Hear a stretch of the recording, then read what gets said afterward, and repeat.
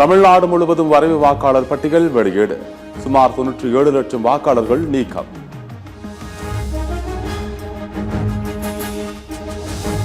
தமிழ்நாட்டில் எஸ்ஐஆர் மூலம் 97 லட்சம் வாக்காளர்கள் நீக்கப்பட்டுள்ளனர். தற்போது 5,43 லட்சம் வாக்காளர்கள் உள்ளதாகவும் தமிழ்நாடு தலைமை தேர்தல் அதிகாரி அர்ச்சனா பட்நாயக் அறிவிப்பு.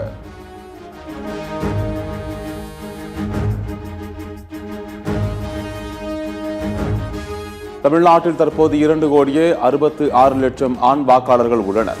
பெண் வாக்காளர்கள் 2,67 லட்சம் பேர் உள்ளதாகவும் அறிவிப்பு.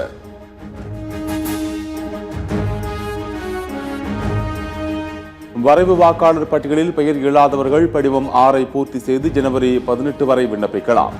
சென்னை மாவட்ட தேர்தல் அதிகாரி குமரகுருபரன் அறிவிப்பு.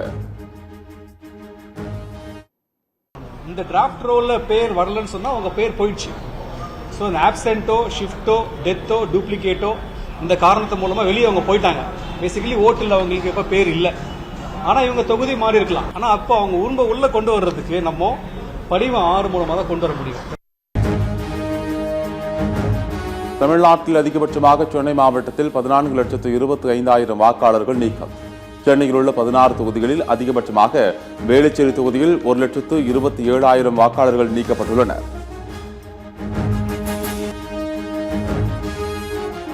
சென்னைக்கு அடுத்தபடியாக செங்கல்பட்டில் 7 லட்சம் வாக்காளர்கள் நீக்கம். கோவையில் 6 லட்சம் வாக்காளர்கள் நீக்கம்.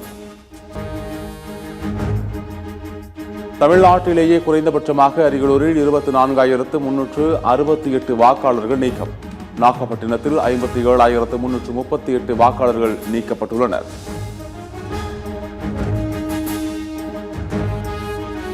கடந்த 1ஆம் தேதி தொடங்கிய நாடாளுமன்ற குளிர்கால கூட்டத்தொடர் இன்றுடன் நிறைவு. இரு அவைகளும் வந்தே மாதரம் பாடல் இசைக்கப்பட்டு தேதி குறிப்பிடாமல் ஒத்திவைக்கப்பட்டன.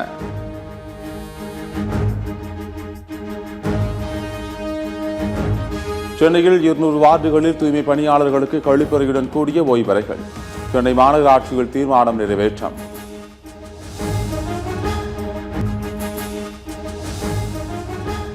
நூறு நாள் வேலை திட்டத்தை ஒழிக்கும் சட்டத்தை திரும்ப பெற வேண்டும். மத்திய அரசு மற்றும் அதிமுகவை கண்டித்து டிசம்பர் 24ஆம் தேதி இந்தியா கூட்டணி சார்பில் ஆர்ப்பாட்டம்.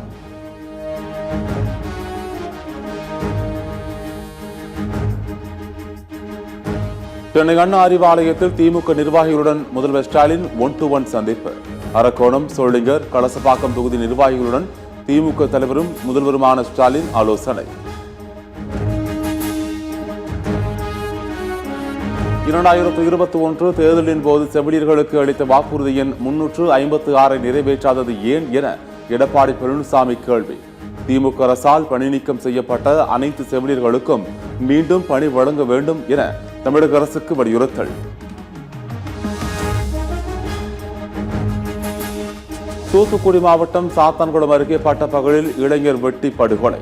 டாஸ்மாக் கடையில் ஏற்பட்ட தகராறால் 3 பேர் கொண்ட கும்பல் விரிச்சைகள்.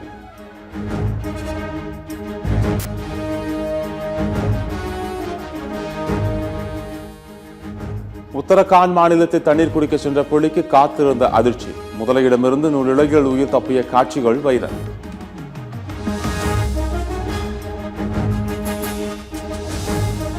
ஜெர்மனி முன்னாள் பிரதமர் ஓலாஃப் ஸ்கால்ஸுடன் ராகுல் காந்தி சந்திப்பு. அரசியல் உள்பட பல்வேறு விவகாரங்கள் குறித்து இருவரும் ஆலோசனை.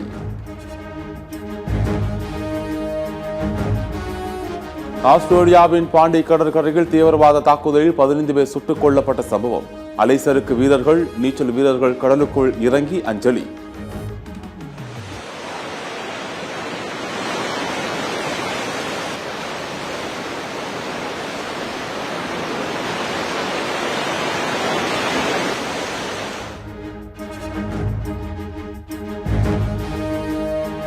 அடிலேட் டெஸ்ட் போட்டிகள் ஆஸ்திரேலிய அணி வலுவான நிலை. டிராவிஸ் ஹெட் அதிரடி சதத்தால் 356 ரன்கள் முன்னிலை. வங்கதேசத்தில் இந்து மத இளைஞர் அடித்து கொலை.